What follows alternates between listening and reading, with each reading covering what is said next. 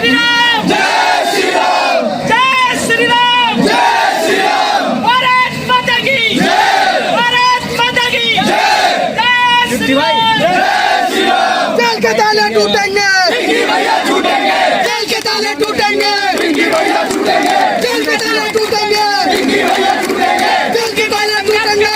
हम तुम्हारे साथ हैं, पिंकी भाई संघर्ष करो, हम तुम्हारे साथ हैं, जय श्री राम। हम तुम्हारे साथ हैं। जिस दिन इस देश का 100 करोड़ हिंदू एकजुट होकर आवाज उठाएगा, बांग्लादेश की नहीं, इस देश की नहीं, पूरी दुनिया में किसी की मजाल नहीं है जो हिंदुओं की ओर आंख उठाकर देख ले। सारे धर्म की लड़ाई है, बलिदान से लड़ी जाएगी, घर बैठे सुख सुविधा पाकर नहीं लड़ी जाएगी मेरे भाई। हम जिन्होंने अपना जीवन लगा रखा है, पिंकी भाई को छुड़ाना है, दक्ष भाई के साथ खड़े होना है, तो पूरी मजबूती दिखानी पड़ेगी साथियों। वो मजबूती जंतर मंतर से लेकर डासना जेल तक चाहिए, यहाँ पर बात नहीं बनेगी। बोलो बोलो भारत माता की। और यदि हम ये सब करने को तैयार हैं तो फिर ठीक है, फिर तो बात बन जाएगी।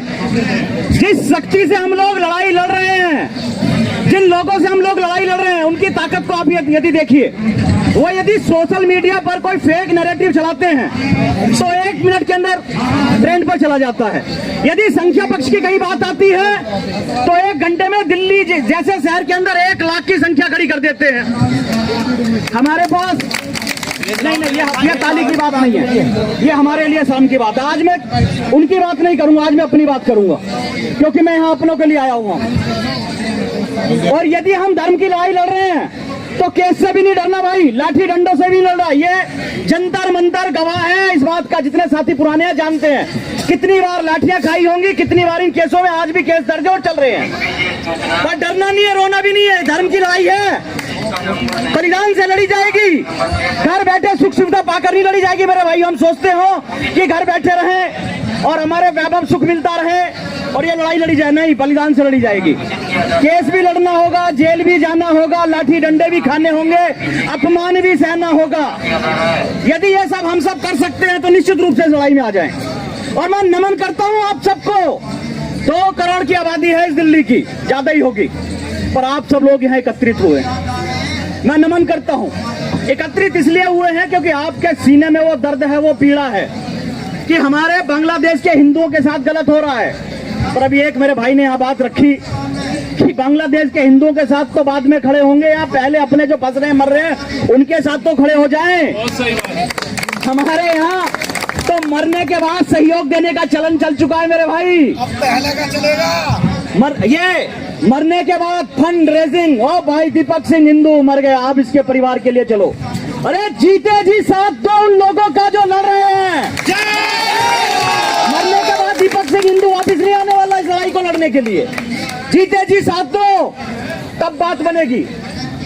वो जो कर रहे हैं वो उनकी किताबों में लिखा है, वो कर रहे हैं, पर जो हमारी किताबों में लिखा है, जो हमने पढ़ा है, क्या हम वो काम कर रहे हैं कि बांग्लादेश में जो हो रहा है उसके विरोध में हिंदुस्तान का एक एक हिंदू खड़ा है। सरकार आवाज उठाए ना उठाए, शासन प्रशासन आवाज उठाए ना उठाए, पर इस देश का हिंदू आवाज उठाएगा। और इस बात को स्वीकार करो, जिस दिन इस देश का 100 करोड़ हिंदू एकजुट होकर आवाज उठाएगा, बांग्लादेश की नहीं, इस देश की नहीं, पूरी दुनिया में किसी की मजाल नहीं है जो हिंदुओं की ओर आंख उठाकर देख ले। सारी दुनिया आपको जीजा जी बोल के आपके चरणों में हाथ लगाएगी, क्योंकि जो ताकतवर होता है वो सबका जीजा होता है भाई, ध्यान कर लेना। हम कमजोर हैं इसलिए रोना, हमारे मंदिरों को तोड़ दिया दीपक भाई, हमारी गाय माता को काट दिया भैया, हमारी बेटी को भगा कर ले गए। ताकतवर की को कोई भगा के ले जा सकता है क्या? मंदिर को कोई तोड़ सकता है क्या? एक बात पूछो साथियों, पिंकी भाई ने कुछ गलत करा क्या? जो काम शासन प्रशासन को करने का था, कहीं अवैध घुसपैठिए बैठ रहे हैं, कहीं सरकारी संपत्ति पर कोई कब्जा कर रहा है, तो उसको हटाने का काम किसका? शासन प्रशासन का। और यदि शासन प्रशासन के अलावा कोई उस काम को करे तो वो शासन प्रशासन से बड़ा उसका सम्मान होना चाहिए। यदि हमारे देशभक्त कोई लड़ते थे देश की आजादी के लिए तो उनका सम्मान था ना। ये भी आज के देशभक्त हैं, ये धर्म भक्त हैं जो लड़ रहे हैं। दक्ष का उस बच्चे का क्या दोष है? लाठी लेके खदेड़ा ही तो था। दूसरे कंट्री में होते तो गोली मार दी जाती, यदि हम घुसपैठिए डाक बंद करवा जाते तो मार दी जाती कि नहीं मार दी जाती? लाठी लेकर खदेड़ दिया गया। और फिर ठीक है, अरे जो बच्चे ने अपराध करा, जो साथी ने अपराध करा, वो केस लगाइए ना। लाठी लेके खदेड़ा तो लाठी मारने का क्लास, अब उस पर केस लगाइए। आप दंगे का लगा रहे हैं, आप दुनिया का लगा रहे हैं, तो क्या कोई खड़ा होगा इस धर्म की लड़ाई को लड़ने के लिए? नहीं, वो इसलिए नहीं खड़ा होगा, ना तो समाज का साथ, ना प्रशासन का साथ, ना किसी सरकार का साथ। मनोबल टूटता है। हम कोई देवता नहीं है जो हर पीड़ा को सहकर, हर दर्द को सहकर इस लड़ाई को लड़ते रहेंगे। हम चाहते हैं कि हमारा समाज कहीं ना कहीं 1-2% तो साथ दे, शारीरिक साथ ना दे तो मानसिक साथ दे, फिजिकल साथ ना दे तो कम से कम दूर से ही कमेंट करके ये कह दे कि हम आपके साथ हैं। जीते रहो बेटा। ये बच्ची आई है पिंकी चौधरी के लिए, एक बैनर देखो बनाकर, दक्ष पिंकी के लिए और अपने साथियों के लिए। आशीर्वाद है बेटा, आशीर्वाद है।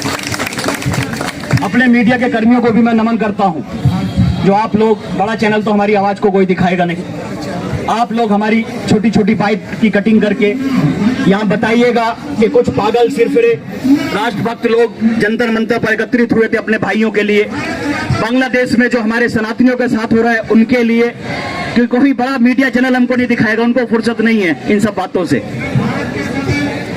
तो मैं बहुत पुनः नमन करता हूं। और मेरे बाद जो भी साथी आए उनको बहुत ध्यानपूर्वक सुनिएगा। हिंदुओं के साथ हो रहा है ये तो अभी हम देख ही रहे हैं। हमें एक प्रण लेना होगा कि हमें जातिवाद सब छोड़ना होगा। हमें अपने नाम के आगे, जिस प्रकार से हमारे अन्य लोगों ने बोला, लीडर्स ने बोला, से इतनी अच्छी बात की कि हमें अपने नाम के आगे हिंदू लगाना चाहिए, सनातनी लगाना चाहिए। सिर्फ नाम के आगे सनातनी नहीं लगाना है, अब उसे मानना भी है, क्योंकि वो वक्त आ चुका है। आने वाले समय में हमारा भी यही हाल होगा, आने वाली जो पीढ़ी होगी हमारी, उनका भी यही हाल होगा। उनके साथ भी दुष्कर्म होंगे, हमें भी भागना पड़ेगा। आपको पता होना चाहिए कि हमारा हिंदुस्तान विश्व गुरु था। हम इतने ऐसे देश में रहते हैं जो इतना महान देश है। अब मेरा आप सबसे विनती है, मैं ये कहना चाहती हूँ कि हमें एक होना है, इसके अलावा हमारे पास कोई रास्ता बचा ही नहीं है। जय हिंदू राष्ट्र, बोलो जय श्री राम, जय श्री राम। दक्ष चौधरी ने वीडियो बनाकर सोशल मीडिया पर डाली से हमें बहुत पीड़ा है। जो पिंकी चौधरी के साथ घटा उससे हमें बहुत पीड़ा है। जब हम अपना देश नहीं बचा पा रहे हैं, हम बांग्लादेश के विषय में क्या बोलेंगे? हम बांग्लादेश के हिंदुओं के साथ क्या दे सकते हैं जब हम अपने छोटे भाई दक्ष का साथ नहीं दे सकते, जब अपने बड़े भाई पिंकी चौधरी का साथ नहीं दे सकते, हम क्या किसी का साथ देंगे? आज इस मंच के माध्यम से हम अपने इस मंच के माध्यम से जो सादरा पुलिस थाना है उससे निवेदन करता हूं कि दक्ष के परिवार के साथ जो तुमने घटा, जो उसके भाई के साथ आपने व्यवहार किया, जो उसकी बहनों के साथ आपने व्यवहार किया, अगर आप लोगों ने लिखित में उसके परिवार से माफी नहीं मांगी और उन सभी पुलिसकर्मियों के खिलाफ आपने कड़ा एक्शन नहीं लिया, तो हमारे जो अब ये जितने हम लोग बैठे हैं ना, ये सभी लोग इस थाने का घेराव करने का काम करेंगे।